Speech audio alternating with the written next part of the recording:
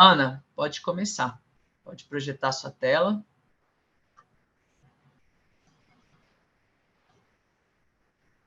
E aí você se apresenta aí. E as meninas se apresentam na sequência. Perfeito, então. Primeiramente, boa noite. Estão me ouvindo certinho? Tranquilo, Ana. Ouvimos perfeitamente. Então, tá bom. O que nós estaremos apresentando hoje para vocês é só um pouco, né, para vocês estarem cientes, né, de como está funcionando toda essa metodologia, como nós estamos construindo o livro, e para vocês nos conhecerem um pouquinho melhor.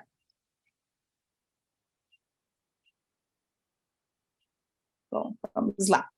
Então, meu nome é Ana Paula Cidral Pereira, né? Eu estou escrevendo atualmente o livro do 6º ano, né? Eu ainda estou fazendo a faculdade de licenciatura em português, né? Apesar de lecionar na escola Nova Geração, como foi citado aqui, há 5 anos. Fui aluna, na verdade, dessa mesma escola durante todo o ensino fundamental.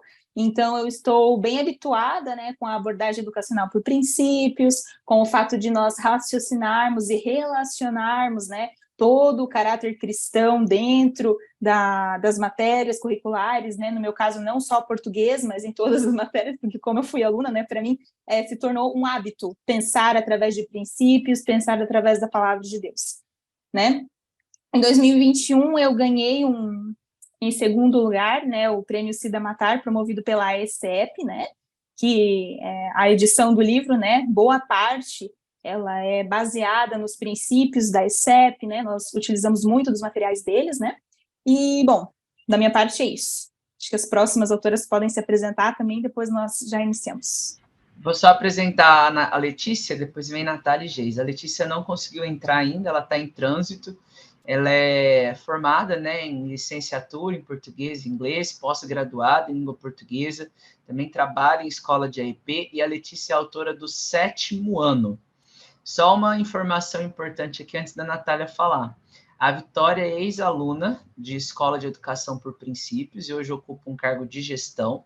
Ana Paula é ex-aluna de uma escola de educação por princípios e hoje ocupa um cargo de autora. Então, você, coordenador, você, professor, que às vezes está aí desesperado, nossa, mas isso vai dar certo, será que vai funcionar? Insista, persista. Deus quer utilizar os seus alunos para colocar os seus alunos em posição de governo nessa sociedade, como Deus levantou aí a Ana, como Deus levantou aí a Vitória. Então, a Letícia pede desculpa, ela não conseguiu entrar ainda porque está em trânsito, mas até o final da live ela vai tentar aparecer aqui para falar com vocês. Natália e depois Geisa. Boa noite, pessoal. Meu nome é Natália. Eu sou formada em Letras, Português e Espanhol, pelo FTM, e me especializei em revisão de textos pela PUC. Eu não tenho experiência como aluna, né, na educação por princípios, mas estou aí assumindo esse desafio e enfim, caminhando aí com vocês pelo propósito de educar, né, baseado nos princípios cristãos, porque é o que a gente tem visto que é necessário, né, nesse mundão, e que a escola é um ambiente, né, que precisa de um ensino voltado para os cristãos, principalmente porque a gente vive em tempos, né, em que, principalmente na universidade, que é um ambiente de muito questionamento, de muitas dúvidas, e ter uma comunidade, para mim, como cristã, fez muita diferença, e desenvolver, poder participar do fortalecimento dos alunos é muito importante, assim. É isso, pessoal, essa sou eu. Boa noite, galera.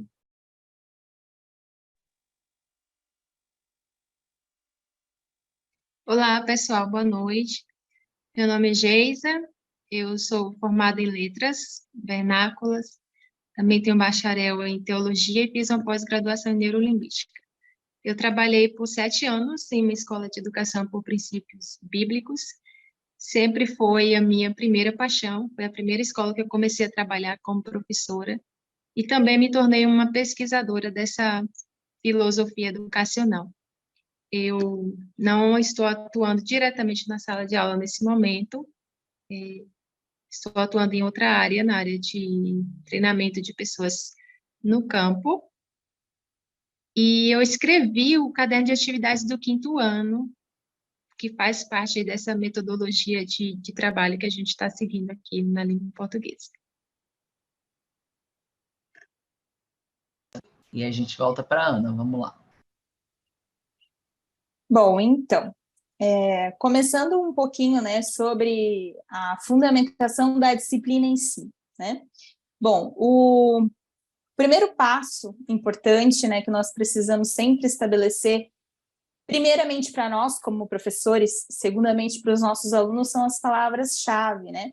Esse passo, inclusive, ele já vem pronto no livro, né? Pelo menos no livro de português que eu estou escrevendo do 6º ano, né? E todos os outros, ele já vem, né, com a palavra-chave pré-estabelecida, que normalmente ela vai nortear, né? Normalmente não, em via de regra, né? Ela vai nortear todo o nosso estudo. Então, por exemplo, a gente vai aprender sobre substantivos, então a nossa palavra-chave vai ser substantivo e mais alguma outra que vai corroborar este assunto, né? Então, esse é o momento em que a gente precisa transformar a base de todo o nosso estudo, né? Eu lembro que quando eu estudava, a gente como aluno ficava, meu Deus, mas tem que fazer fundamentação bíblica, tal, para que a gente vai fazer isso? Os alunos questionam um monte, mas com o passar do tempo, a gente vai aprendendo que esses passos, por mais que sejam simples e de começo a gente talvez até fique meio assim, vai fazer, mas ele incute no nosso interior, no nosso caráter, o pensar através de princípios, o raciocinar a palavra de Deus desde o começo e de entender toda a soberania de Deus, né? Então, esse é o momento que o aluno vai compreender o que é uma palavra-chave, né, que é a palavra mais importante que nós vamos abordar no nosso conteúdo. Ele vai entender o significado desta palavra, né, e a ideia que ela transmite. Por exemplo, o que é um substantivo? É a classe de palavra que dá nome às coisas. Beleza, tá, mas por que a gente precisa dar o nome às coisas? Quem foi a primeira pessoa que deu nome a uma coisa? Deus deu essa responsabilidade para Adão, e daí a gente começa já buscando na palavra de Deus, toda essa soberania de Deus. Por quê? Porque o nome ele tem um significado que vai te trazer bênção, né? Enfim, a gente já vai raciocinando. E aí ele vai aprender o porquê, né? Que nós vamos estar estudando este assunto com base nessa palavra-chave, a importância desse assunto para nós, né? Trazendo aqui, né, para nós, professores, fundamentar um pouquinho, né, começar com alguns exemplos, por exemplo, a questão da linguagem, né? Então, a gente já traz aqui o dicionário que a gente mais costuma utilizar e que a gente indica, inclusive pela ESEP, é o Webster 1828, né? Os professores que já começaram a trabalhar aí com o livro percebem, né, que as principais definições, elas estão ali, inclusive na biografia, né, do 6º ano, tem lá o Noah Webster, que escreveu o dicionário Webster, né? Então, aqui, por exemplo, a gente tem a definição de linguagem. Vocês vão perceber que ela é bem completa, essa definição do Noah Webster. É a fala humana. Eu destaquei ali as coisas que eu achei mais importantes, né? A expressão de ideia por palavras. Para quê? Para a comunicação dos pensamentos, né? Os sons articulados que são representados por letras, marcas ou caracteres que formam palavras, né? Aí aqui, na última frase, a gente tem uma coisa bem importante, né? Os homens originalmente tinham uma e uma mesma língua. O que a gente começa a pensar? De que a gente atribui isso? Lá na Torre de Babel, né? A gente volta nessa história. Eu não sei como é que vocês, professores de português, né, lidam com essa questão, mas eu, antes de ser professora de português, eu era professora de inglês, então a gente também se baseava na linguagem para começar, e era a mesma história.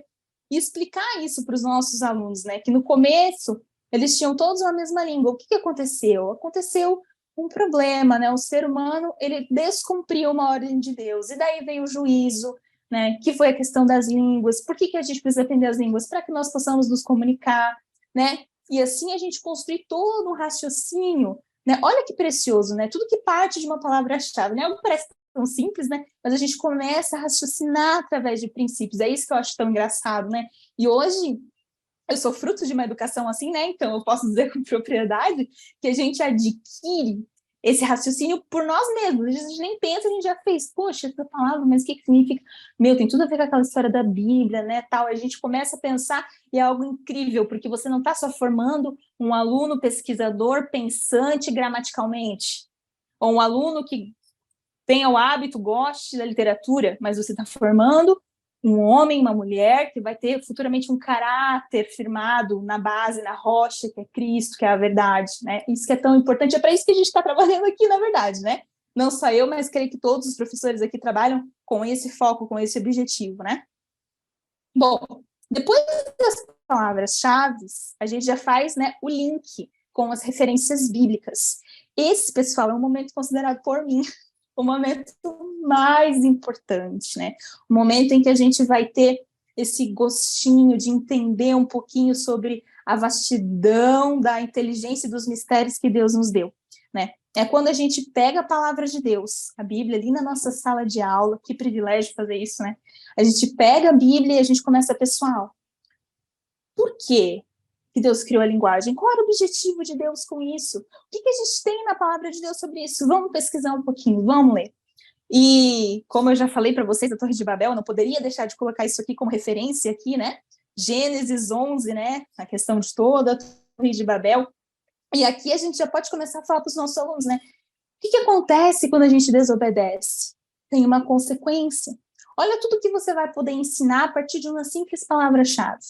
Você não está trabalhando só no interior do seu aluno, ele não só adquiriu um conhecimento gramatical do que é a definição de uma palavra, ele adquiriu o ensinamento para o caráter dele, para a formação dele como pessoa. Então, o que a gente tem aqui? Princípio de semeadura e colheita. O homem errou, e o que aconteceu? Deus trouxe juízo, e ele precisou se espalhar, voltar a fazer o que Deus tinha mandado originalmente, né?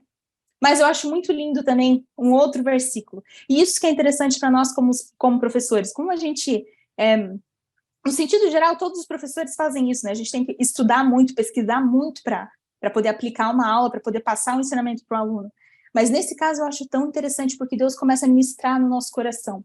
Desde o momento da preparação da aula, lá do planejamento, do plano de aula, quando nós estamos fazendo, né, a nossa pesquisa, para ficar ali no nosso fichário, guardado para nós mesmos. E esse versículo é um versículo, assim, que para mim fundamenta o que para Deus é a língua, né? Isaías 54, que diz o seguinte: Senhor Deus me deu uma língua erudita, para que eu saiba dizer a seu tempo uma boa palavra ao que está cansado. Olha que bênção. Ele desperta-me todas as manhãs, desperta-me o ouvido para que ouça, como aqueles que aprendem. Que maravilhoso, né? A gente poder dizer que, poxa, Deus, ele não nos deu apenas a capacidade de falar, ele nos deu uma capacidade de alcançar a erudição. O que é isso? Alcançar, né, a boa maneira de falar, a boa comunicação, para quê? Para que eu possa dar ânimo àqueles que estão cansados, né? Para que eu possa ser motivo de alegria para alguém. Bom, enfim, acho que eu estou me estendendo demais em cada slide, mas enfim, vamos continuar aqui. Bom, depois dos princípios, a gente já pode relacionar os princípios, né, que são os 7 princípios de governo. Né? O que é o princípio? Né? Ele é uma verdade, muito importante trazer essa palavra para os alunos, ele é uma verdade relacionada a partir da palavra de Deus, né? Com todo o conteúdo, não só do conteúdo, né? Porque o princípio, ele deve estar relacionado com a nossa vida, né? Então, a gente volta lá para a palavra-chave. A gente também tem que observar sempre que ele precisa ter uma coerência, né? Uma harmonia com todo o assunto, com a palavra-chave e com a referência bíblica que a gente já fez. Então, eu já falei, por exemplo, até agora eu já falei da soberania de Deus, eu já falei ali da questão, né, da semeadura e da colheita, então eu preciso estar sempre voltando, né, resgatando essa questão. Opa. Bom, não é necessário que a gente aplique todos os 7 princípios, né, apesar de que a gente pode estar, né, para nós, professores, na nossa pesquisa, relacionando todos os princípios. É muito bom, porque daí a gente já vai praticando, né. Mas para os nossos alunos, né, 1 ou 2 é o necessário, para que eles entendam o foco do assunto, né? E o princípio ele precisa responder apenas uma pergunta simples: o que Deus pensa sobre esse assunto? Né? A gente vai sempre trazer a questão da soberania, né? Em todos os assuntos que a gente for trabalhar, mas a gente pode estar relacionando sempre um outro, né? Por exemplo, da linguagem, como eu tinha comentado com vocês, o princípio da soberania de Deus ele é evidente. Por quê? Porque ele instituiu a linguagem para que nós pudéssemos nos comunicar não apenas com ele, para termos um relacionamento íntimo com ele, mas também para que nós possamos ter um relacionamento uns com os outros. E assim fazer o quê? Espalhar a palavra dele, continuar obedecendo à vontade dele, né? Para que não se repita o que aconteceu lá na Torre de Babel, né? Para que nós não possamos, né, perder a bênção né? Mas que nós possamos ser bênção. Então, um pouquinho sobre os 7 princípios, né? Eu creio, né, que vocês já estão habituados, mas vale a pena lembrar dos princípios que nós temos, né? Que é o princípio do caráter cristão, da aliança, de soberania, de semeadura e colheita, e todos eles vão estar abordados de alguma maneira durante o estudo do nosso livro. É bem importante que até, né, o final do seu ano letivo, o seu aluno ele consiga raciocinar por princípios e todos os princípios de uma forma muito rápida e completa. Porque quando a gente se habitua e coloca isso para a nossa vida, a gente passa a viver de acordo. Né? Então, por exemplo, o que é o princípio de caráter cristão? Ele é uma marca que tem na nossa vida e que a gente pode deixar como herança, né? Não só para as futuras gerações, né? Lá na escola a gente costuma dizer que, como o nome da escola é Nova Geração, né? Que a cada nova geração a gente deixa uma marca, a gente acaba falando, tendo isso, né? Como um bordão lá da escola. Mas para que seu aluno ele entenda que ele vai levar isso para a vida dele, depois para a faculdade dele, depois para o trabalho dele, depois para a família dele e assim para os filhos dele. E aí passou de uma geração para outra. Quão importante é isso, né? Esses princípios, eles geram vida, eles geram a verdade dentro de nós, né? Os outros 3 princípios, autogoverno, individualidade e mordomia, eu deixei esses separados aqui, porque eu acho eles muito importantes, porque a gente trabalha eles diretamente todos os dias na escola.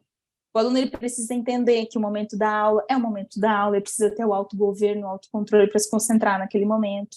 A gente também precisa ter um olhar de individualidade para o nosso aluno, saber que cada um é diferente e tratar cada um da maneira, né, com os olhos de Deus, com o amor de Deus, e também saber cuidar deles e ensinar eles que eles são mordomos de tudo que Deus os deu. Né? O fichário que os nossos alunos utilizam, ele é uma ferramenta, e ele estimula o princípio da mordomia, porque o seu aluno não é igual um caderno, né, que ele vira, vai escrevendo, e arranca a página, assim, ele é como um livro, o aluno constrói um livro ali durante o ano. Então, ele é muito importante para desenvolver essa habilidade de mordomia no aluno, né? Bom, depois do princípio, a gente parte para a ideia guia. O que é a ideia guia? É uma frase pequena, uma frase curta, uma frase sintética, que ela vai trazer o conteúdo abordado, né?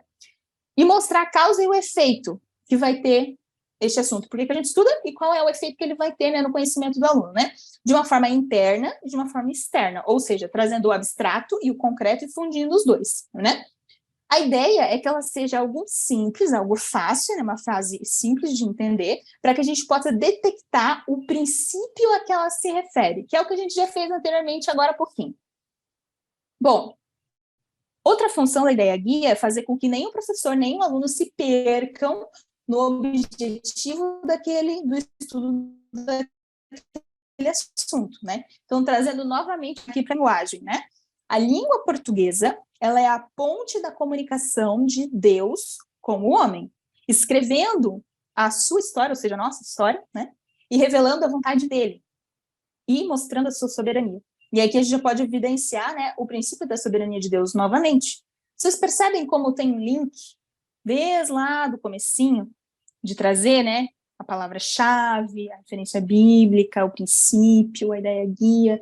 É todo um processo contínuo, né, um pensamento, o mesmo pensamento, que nos leva para quê? Para o propósito horizontal e vertical.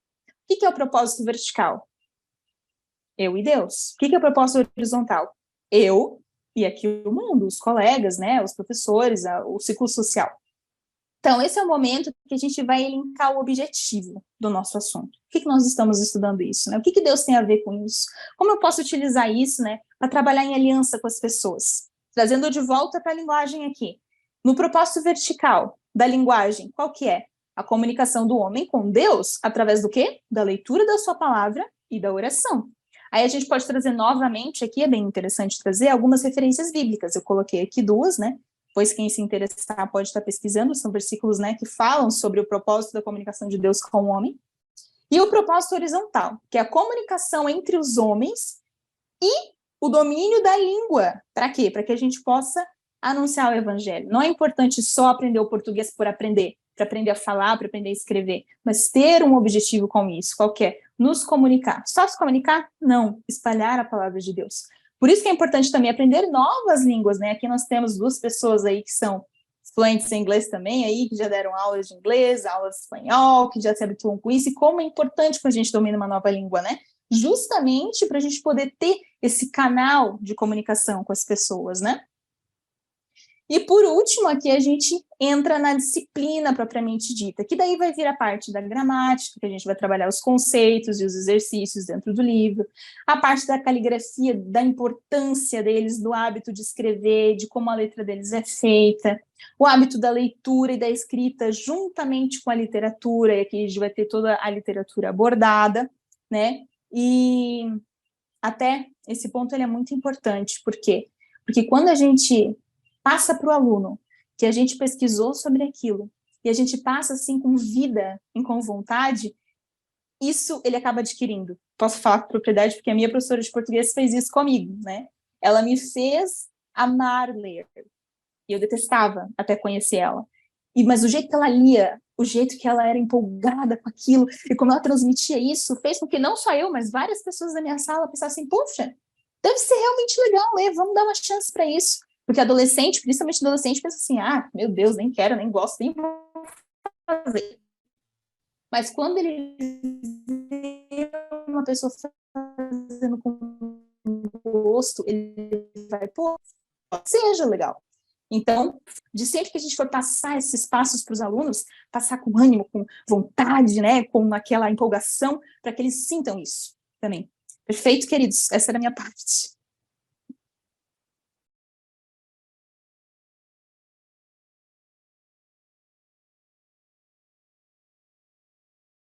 Boa noite novamente, pessoal. Eu vim trazer algumas dicas específicas, aprofundando um pouquinho o que a Ana Paula falou. Mas antes de começar, eu gostaria de fazer uma pergunta, né? De refletir com vocês acerca dessa pergunta. Porque é uma questão que aparece muito em sala de aula. Quem é professor de língua portuguesa, com certeza já escutou algo do tipo em algum momento da vida, assim. Por que ensinar língua portuguesa para falantes de língua portuguesa? É muito comum escutarmos nossos alunos, né? Professora, mas eu já falo português, né? Eu já escrevo em português, já fui alfabetizado, não preciso disso, né? Não tem por que estudar isso. E muitas vezes nós, professores, por não termos fixado na nossa mente, né, o porquê do nosso trabalho, né? Por que ser educador? O porquê trabalhar com língua portuguesa? E qual a importância disso para Deus, né? Para o nosso dia a dia, para a nossa vida, né? O porquê disso. E uma das coisas que eu aprendi a responder recentemente é que a gente vive num mundo muito grande, né? Com muitas línguas. E o nosso país, enquanto país, já é gigante, é enorme. E a gente tem inúmeros dialetos e inúmeras formas de falar diferentes. Então, assim, eu tenho um aluno que ele já sabe língua portuguesa. Mas será que o que ele sabe da língua portuguesa é suficiente para interagir e se comunicar com qualquer parte do país? Será que se ele escrever um texto aqui em Minas, eu estou em Minas Gerais, né? Se ele escrever um texto aqui em Minas, do jeitinho que ele fala, será que ele consegue se comunicar com uma pessoa de outro estado, com outro dialeto?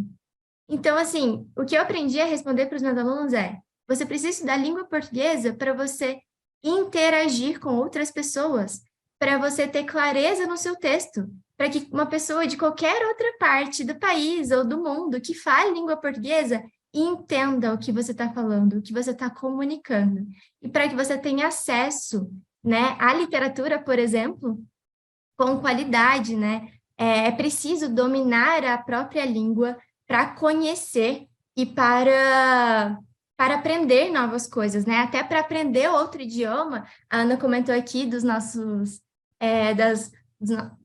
colegas aqui fluentes em alguns idiomas, até para aprender outro idioma a gente precisa ter um conhecimento profundo do nosso, né?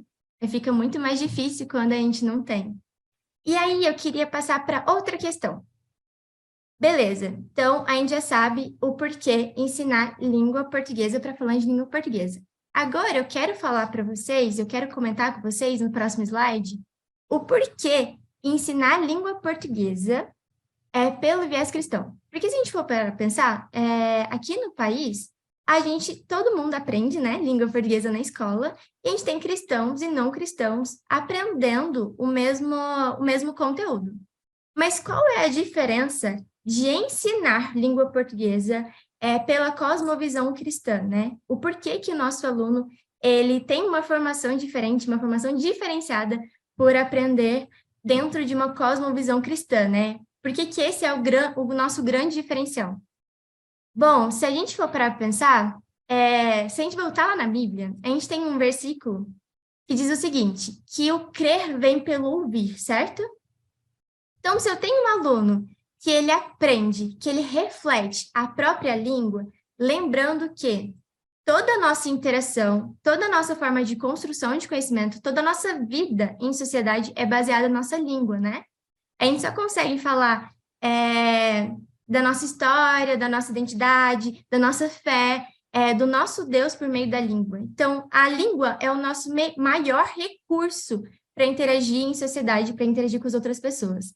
Então, quando o nosso aluno, ele aprende, né? Ele ali está envolvido com a língua portuguesa pela cosmovisão cristã, ele vai ter muito mais critério, muito mais seletividade, até para escolher as palavras que ele coloca dentro da sua própria boca, sabe? Daquilo que ele escreve. Ele vai ter um carinho maior pela escrita, porque ele entende que por meio da escrita e da fala, ele glorifica a Deus.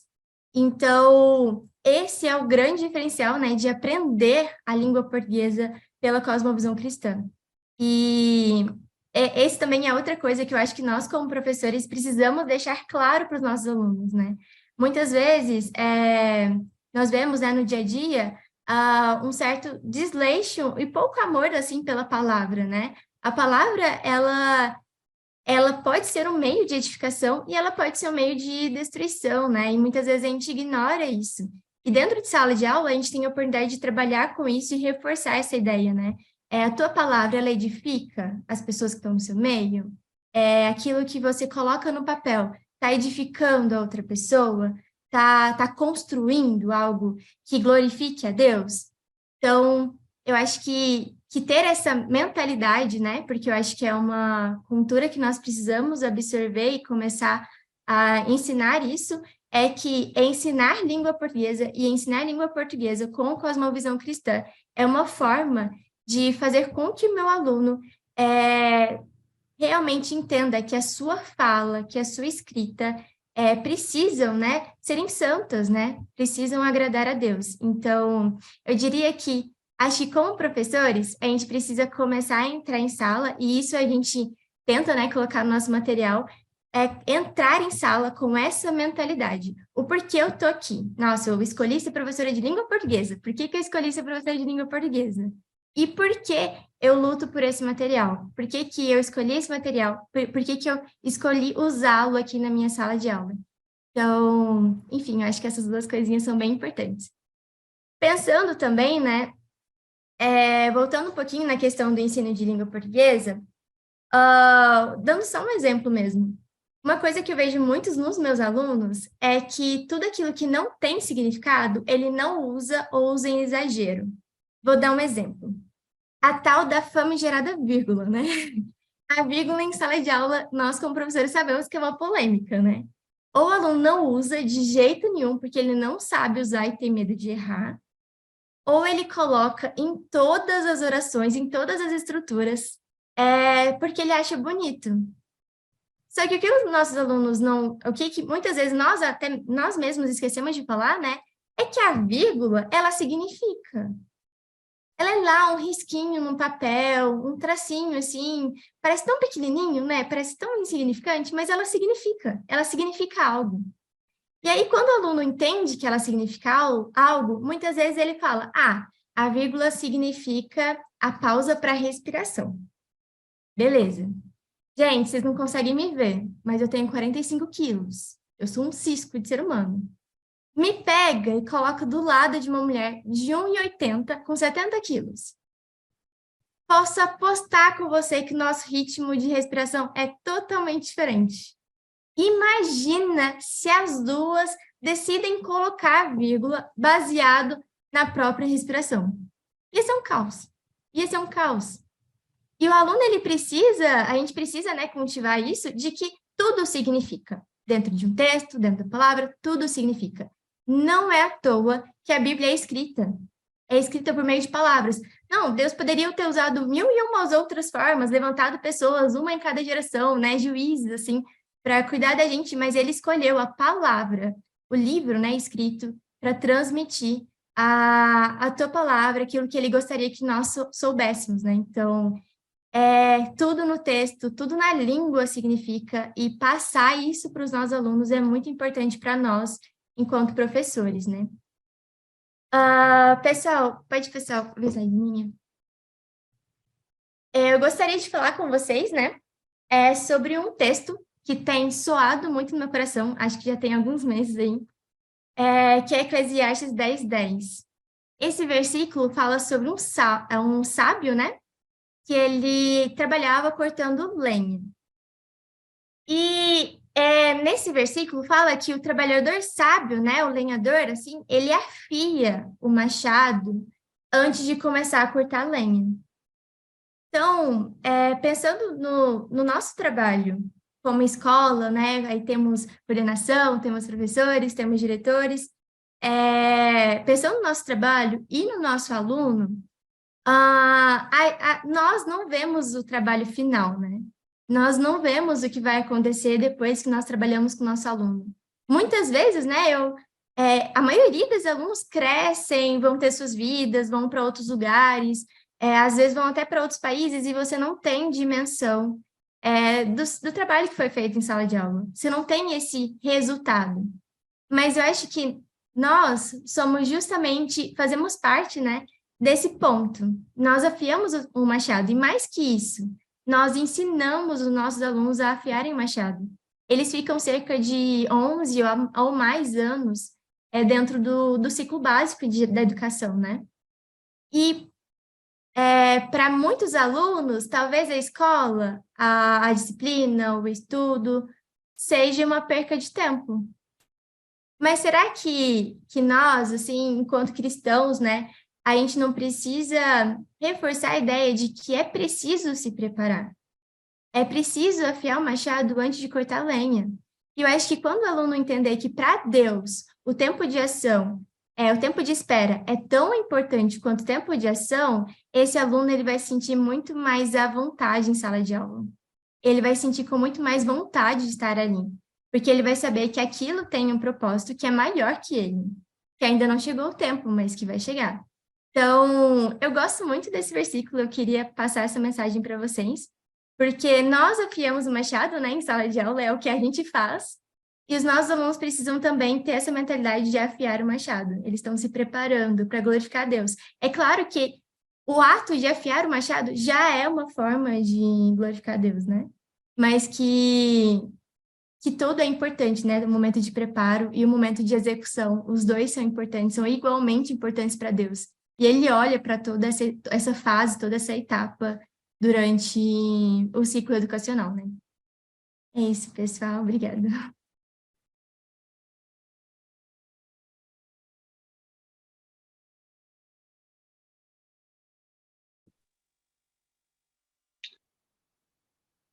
Boa noite novamente, pessoal. Vamos agora para a sequência didática do nosso material, né? Eu acredito que esse material, ele responde muitos porquês dos alunos, dos professores também, e ajuda muito o aluno a encontrar sentido e propósito naquilo que ele está estudando, né? No conteúdo que ele está estudando. E é um tesouro para os professores. Eu gostaria muito de ter tido esse material na minha época, de professora, né, ali, especificamente na sala de aula. Eu lembro que eu gastava muito tempo fazendo o plano de pesquisa e tal, para achar as bases bíblicas. Enfim, isso não elimina, claro, o seu trabalho, né, como professor, como pesquisador, mas com certeza aí vai ajudar muito a aumentar, né, o seu cardápio aí no prato que você tem todos os dias.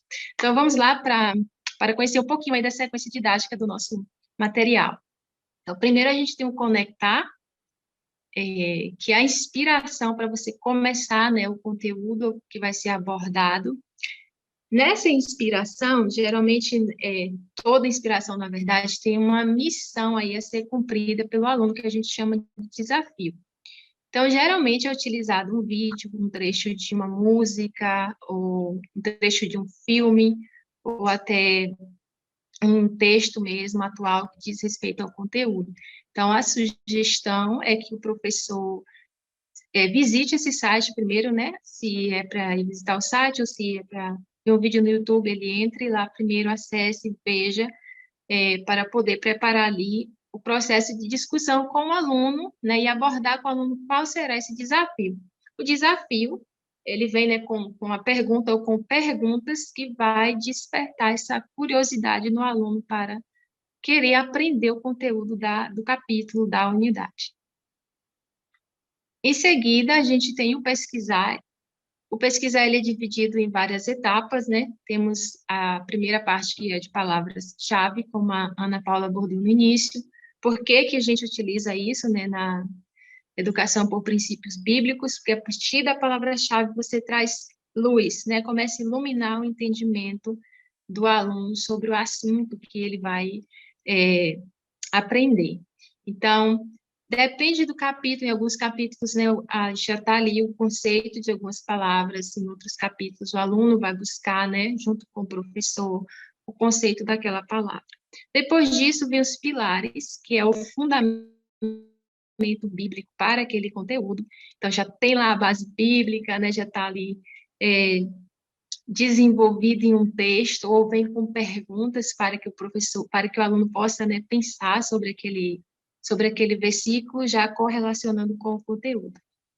E depois vem uma linha do tempo, né, do conteúdo, para o aluno entender que isso não foi algo solto, assim, do nada, e parou ali dentro da estrutura da língua portuguesa. Então, tem uma sequência, né, no processo de aprendizado, e por isso a gente traz essa linha do tempo aí, entra muito, né, no conceito da história, de quando surgiu, e o que estava acontecendo ali naquele momento.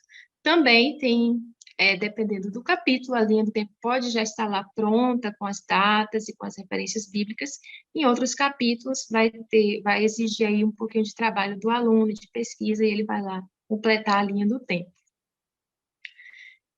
A biografia, nós temos uma biografia por unidade. Então, na primeira unidade, né, do livro, foi abordado como fazer uma biografia a partir da cosmovisão cristã. Então, lá já tem o passo a passo de como o aluno deve fazer essa biografia aí solicitada.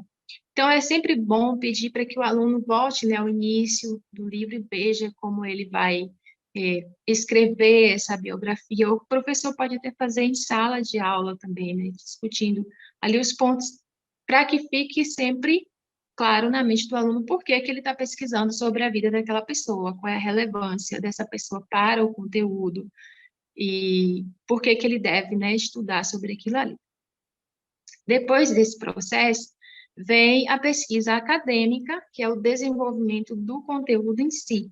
Então, aí tem toda a parte, né, teórica do conteúdo, tem as atividades para os alunos resolverem, dependendo do capítulo, vai ter muita pesquisa, assim, do aluno, pegue o seu dicionário, veja esse conceito, use sua gramática, busque esse outro conceito aqui.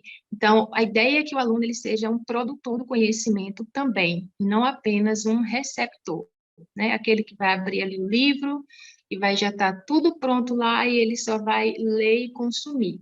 Mas ele também vai participar desse processo de construção do conhecimento, né, junto com o professor. Em cada unidade, a gente também traz a pesquisa interdisciplinar, que é quando a língua portuguesa conversa com outras disciplinas aí dentro do currículo, né? Quando o aluno tem a oportunidade de fazer uma pesquisa em outro livro, até conversar com o professor de outra disciplina, então, também isso correlaciona com o conteúdo estudado, né? Depois do pesquisar, tem o raciocinar, que é aí de onde a gente extrai, né, os princípios bíblicos, é onde o professor conduz o aluno a pensar biblicamente sobre o conteúdo que ele está estudando. Então, no raciocinar, temos perguntas de reflexão sobre o conteúdo, para que, a partir daí, o aluno consiga também extrair, né, a ideia guia da unidade. Geralmente, a ideia guia da unidade vem na primeira página, né, do lado do capítulo. Às vezes já está expresso em uma frase, ou às vezes está expresso por meio de perguntas. Tem perguntas ali, o aluno vai começar a pensar. Então, nesse momento do raciocinar, o professor conduz o aluno a chegar, né, a essa ideia guia. Tem capítulos que os princípios já estão claramente lá aplicados, né, já tem o nome lá, soberania, por que se aplicou a soberania ali, a aliança. Em outros capítulos, tem apenas as perguntas de reflexão, e no material do professor está lá, né, descrito qual é o princípio e qual é a ideia guia daquele conteúdo. Depois temos o relacionar, que são as estratégias para resolver o problema da inspiração, com base na pesquisa. Lá no desafio, né, que é o problema, tem lá uma pergunta. Então, quando chega aqui no relacionar, está na hora do aluno responder a esse desafio que foi proposto lá no início, né? Ele já estudou o conteúdo, ele já analisou, já fez pesquisa, fez atividades. Então, agora é a hora dele trazer, né, essa resposta para o desafio que foi feito no início. E aqui, raciocinar por princípios do conhecimento, também raciocinar por princípios de governo, né, que foram esses os 7 princípios que a gente já abordou aqui no início. E aí entra a parte tangível, mais real, que o aluno vai ver como que esse conteúdo é aplicado na vida dele de maneira concreta, né? Na relação dele com Deus, na relação dele com as pessoas, e como ele pode servir as pessoas usando esse conteúdo que ele aprendeu. Geralmente tem uma proposta de atividade aí, de serviço, né, que ele vai desenvolver no momento que ele estiver estudando esse conteúdo. Depois do relacionar, nós temos o registrar, que é muito relevante não só na nossa disciplina, né, de língua portuguesa, como nas outras, porém tem um peso maior para nós por sermos aqueles que conduz, né, os alunos nesse processo de escrever na excelência e escrever usando todos, né, os domínios da língua portuguesa. Então, aqui a gente apresenta um protótipo para a solução de um problema e apresenta formas de testar os modelos e encontrar soluções. Por exemplo, trabalhamos as orações subordinadas no 9º ano, né? E aí tem uma proposta para o aluno fazer, criar uma notícia ou escrever uma reportagem. Nesse momento aqui, ele vai testar coisas que ele aprendeu durante a unidade, né? Por exemplo, ele vai lá testar e ver se é melhor para ele usar uma oração subordinada adjetiva restritiva ou uma subordinada adjetiva explicativa. Então, ele vai lá testar, ver qual é que fica melhor, qual é que se encaixa dentro daquilo que ele quer expressar, qual é que está trazendo, né, o conceito que ele quer demonstrar ali. Nesse processo aqui do testar os modelos, do encontrar a solução, eu vejo que fica muito mais, se torna muito mais claro para o aluno por que ele está estudando aquilo ali. Eu acho que existe muito uma inquietação com o aluno de saber, por que eu tenho que estudar essas regras todas de gramática, essas orações que a gente não sabe se quer, às vezes, decorar o nome, ou na parte de matemática também, né? Essas expressões que tomam a folha toda do caderno e depois a gente não sabe para que usa de maneira concreta.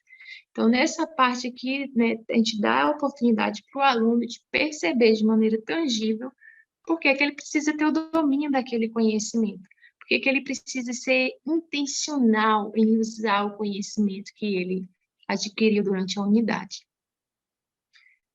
Depois do registrar, nós temos o argumentar, que é a parte, né, que a gente trabalha com o aluno, os gêneros orais. Então, aqui, geralmente, vai ter, né, a proposta aí de apresentação, de uma apresentação oral, que pode ser um teatro, pode ser uma entrevista oral, pode ser uma notícia, né, falada, pode ser a criação de uma música, ou a apresentação de uma aula.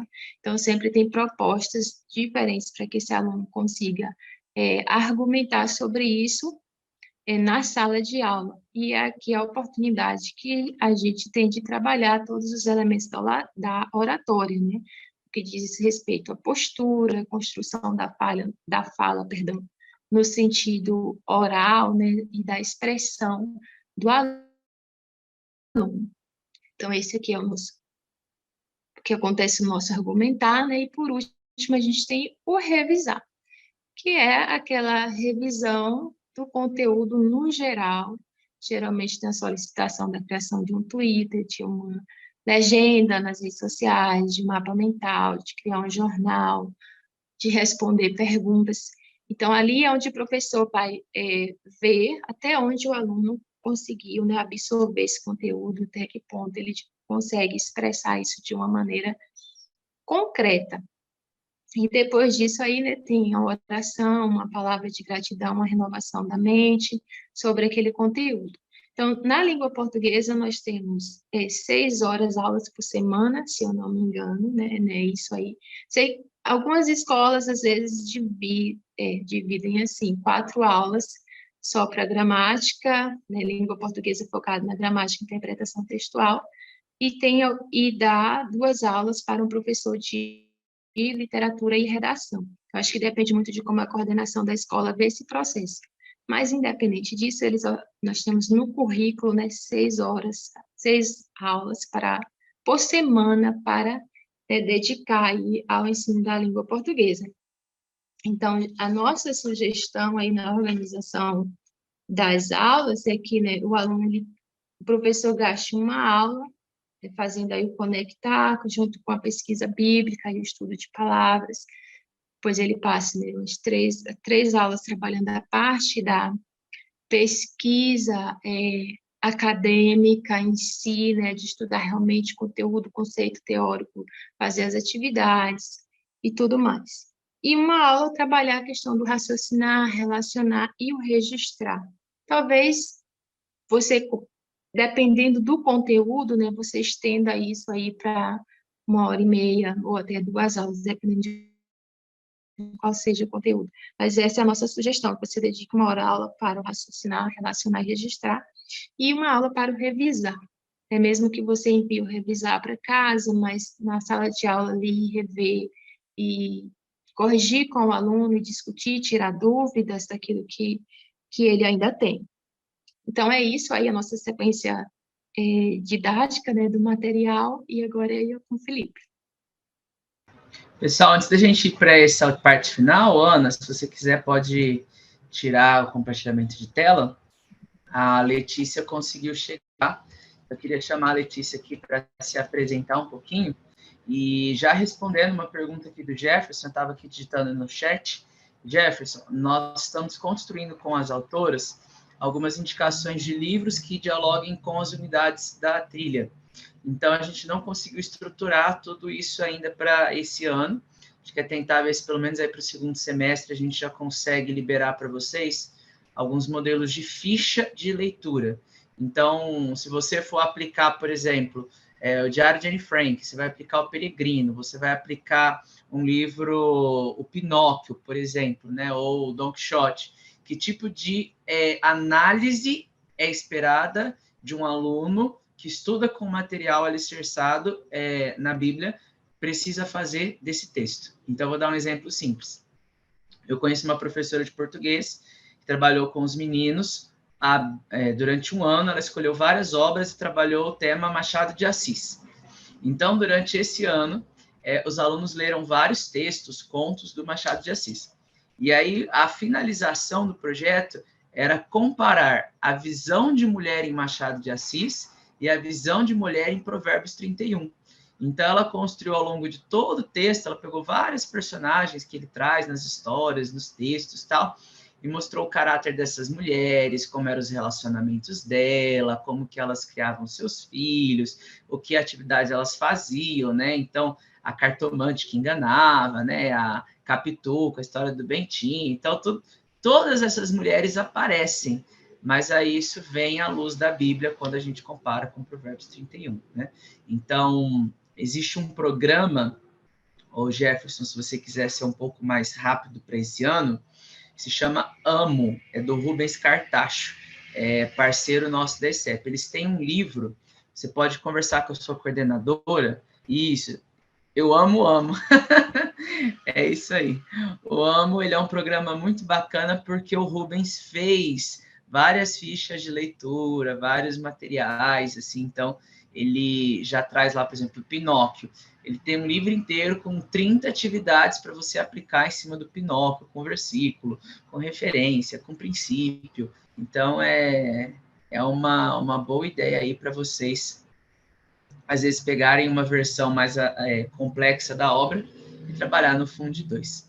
Letícia, se apresenta então para o pessoal, fala um pouquinho também, você que já tem experiência aí com esse campo da literatura e das fichas de leitura, como é o seu trabalho com isso, para o pessoal conhecer um pouquinho você.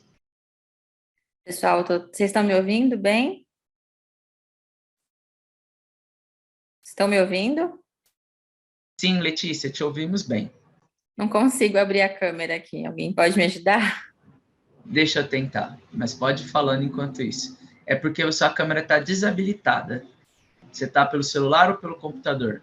Pelo computador. Então, lá em cima, na aba de navegação, deve ter uma câmerazinha com um traço, assim, com um X.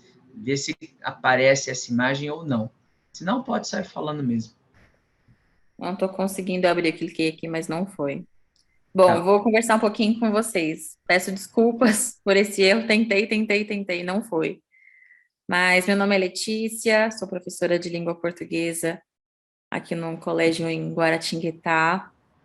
E esse projeto que o Felipe citou é algo super interessante. Nós estamos junto, né, com as professoras a Geisa, a Natália, a Ana, nós estamos selecionando alguns livros e a nossa proposta é justamente deixar disponível para vocês uma ficha. Nessas fichas nós temos questões que traz a cosmovisão cristã, questões que traz também elementos como identificação do tipo de narrador, tempo, espaço, personagens. Nós temos também a contextualização da gramática dentro das obras. Então, é um projeto bem legal, ele vai estar na plataforma, né, Felipe? Essas fichas para os professores. Então, mais para frente, assim, quando terminarmos a escolha dos livros, as fichas também estarão lá disponíveis para vocês. Então, como a Letícia explicou, eu deixei o microfone aberto que eu estou respondendo aqui, nem vi. A Ana Paula tinha comentado aqui, Bia, eu postei aqui o site, mas o site parece que realmente está em manutenção. Então, você procura pelo Google aí por esse autor, Rubens Cartacho, ele é bem acessível. O Jefferson, este ano, a gente pretende, agora que vocês se acostumaram, durante este ano, usar sempre o Classroom. Então, a gente vai manter o Classroom pelo menos até o final do ano. Agora, a partir do ano que vem, a gente passa para a plataforma Alicerces do Ensino. Ela já existe, você já navega por ela, você consegue acessar o chat, verificar o material, ver as nossas ferramentas, mas ela ainda não tem o conteúdo. Então, hoje, o que está lá na Google Sala de Aula, dividido por série, por turma, por assunto, vai ser dividido depois dentro da plataforma Alicerces do Ensino. E aí, na plataforma Alicerces do Ensino, vocês vão ter acesso e vocês, escola, poderão cadastrar também os alunos. Então, exemplo, o link que eu coloquei para a unidade 1 do 6º ano, ou que a autora passou como referência de jogo, se você, professor, cadastrar os alunos lá na plataforma, você pode passar como uma atividade de pesquisa. Vocês vão entrar na plataforma, vocês vão fazer o jogo, vocês vão trazer para mim um relato de experiência de como foi o jogo.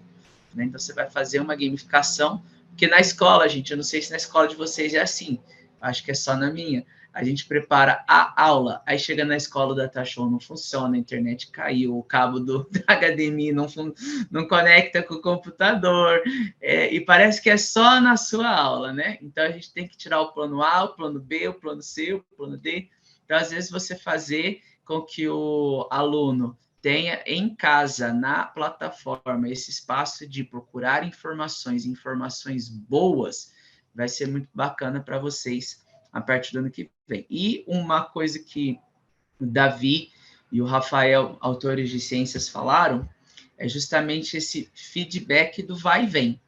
A gente vai, A Geise escreve, material chega para o 9º ano, a Natália escreve, material chega para o 8º ano, a Letícia escreve, material chega para o 7º, Ana escreve, chega o material para o 6º. Mas a gente quer receber o vem também. Então, aquilo que vai precisa vir. Então, encontrou um erro, tem um erro de conceito, tem um erro de diagramação, tem um erro de impressão, passa para a gente no formulário. Professor, você tem um projeto muito bacana, você faz um projeto aí que você fala, nossa, este projeto eu gostaria que ele fosse aplicado em outras escolas, né? Marca uma reunião comigo, apresente o teu projeto. Quem sabe, para a versão 2024, a gente não consegue colocar esse teu projeto como uma sugestão de revisar de uma unidade. E aí a gente pode colocar até o seu nome, né? Colocar lá, olha, professora Beatriz, no Colégio AVEC, faz um projeto com os alunos chamado, sei lá, Leitores da Verdade. No projeto Leitores da Verdade, os alunos devem procurar um livro, inspirado na professora Beatriz do Colégio AVEC, escolha um livro que você tenha na biblioteca da sua escola. Então, isso é bom para vocês, né? Porque isso vai trazer, né, essa ideia de que vocês também são parte do projeto, né? Vocês vão ganhar citação dentro do material. A gente quer também receber esse feedback de vocês. E também aquele feedback, ó, tinha um projeto que vocês propuseram que não deu nada certo. As orientações não estavam claras, o QR Code não carregou, né? Então, acho que isso é muito importante, né? Então, pessoal, Felipe, fica tranquilo, tem uma bebê de 2 meses, 2 anos comigo aqui também. Sei como é bebê recém-nascido. Pessoal, então, acho que as meninas conseguiram finalizar bem. Quero mais uma vez, assim, essa semana, a gente está finalizando, né? Nossa semana pedagógica, então, agradecer Tatiana, Jefferson, agradecer aí Audrey, agradecer, quem mais? A Priscila entrou hoje, então tem pessoas aí que apareceram todos os dias, isso foi muito importante, é muito gratificante ver vocês, gestores e professores aqui presentes todo o tempo. Agradecer Geisa, Letícia, Ana, Natália, por ter aceitado esse desafio. Sabemos que isso é um grande processo, né? Exige muito tempo, mas que, como eu falei para vocês quando a gente fez nossa primeira reunião, da mesma forma que uma tocha veio e tocou a boca do profeta, que o Senhor venha com uma tocha e toque a boca de vocês, professores de português, para que as palavras que vocês profetizem na sala de aula transformem a vida dos nossos alunos, e como o Jefferson falou aqui, num tempo em que a nossa linguagem tem sido atacada, vocês possam ter línguas como de fogo, né, que queimam pelo Espírito Santo e que profetizam esse novo tempo do Senhor para as nossas vidas, né?